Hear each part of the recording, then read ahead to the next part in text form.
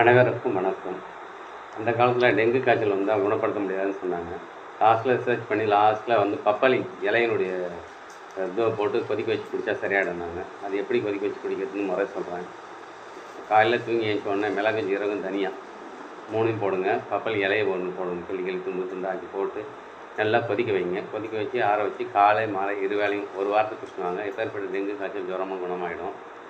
அதே போல் கொரோனா எப்படி குணமாகுதுன்னு சொல்கிறேன். கொரோனா தாக்கம் குறையிறதுக்கு ஒரு ஐடியா சொல்கிறேன்.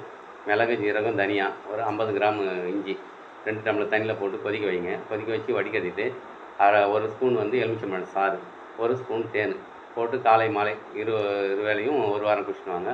தானாக கொரோனா குணமாக வாய்ப்பு இருக்கிறது. அதே போல் தலைவலியில் 3 வகையான தலைவலி இருக்குது. ஒரு தலைவலி தலைவலி, நெற்றியில் தலைவலி வரும். அது என்னென்னா ஒழுங்காக தூங்கலை அப்படின்ற மாதிரி இருந்தால் தலைவலி வரும். உச்சந்தலையில் தலைவலி இருக்குதுன்னுவாங்க. உச்சந்தலை விட்டு போகுது, வெடிச்சு போகுதுன்னுவாங்க. அது ஒழுங்காக சாப்பிட்லன்னா அதுமாதிரி தலைவலி வரும். பின்னந்தலையில் தலைவலி வருதுன்னுவாங்க. பின்னாடி முகுளத்தில் தலைவலினா மன அழுத்தம், மன உளைச்சல், ஸ்ட்ரெஸ்ஸு, மன அழுத்தம் இருந்தால் வரும். அது குணமாகனா மல்லிகைப்பூ பெண்கள் அடிக்கடி தலையில் வச்சாங்கன்னா தலைவலி சரியாயிடும். அதே மல்லிகைப்பூ அரைச்சி நெத்தியில் பத்து போட்டாங்கன்னா தலைவலி குணமாயிடும்.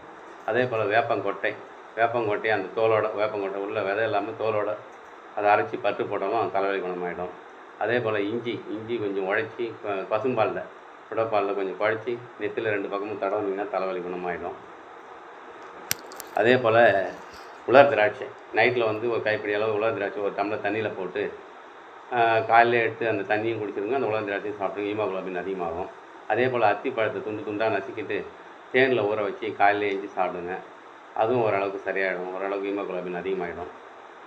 அதே போல் நம்ம வந்து தூக்கம் வரலன்னு சொல்கிறாங்க. தூக்கம் வரல, கொரட்டை விட்றாங்க, நைட்டில் கொரட்டை வருது அப்படின்ற மாதிரி ஒரு டம்ளர் சுடப்பாலில் ஏலக்காய் ஒரு 5 நசுக்கி போட்டு குடிச்சிங்கன்னா நைட்டில் தூக்கம் வரும். நல்லா தூக்கம் வரும், கொரட்டை வராது. நன்றி, வணக்கம்.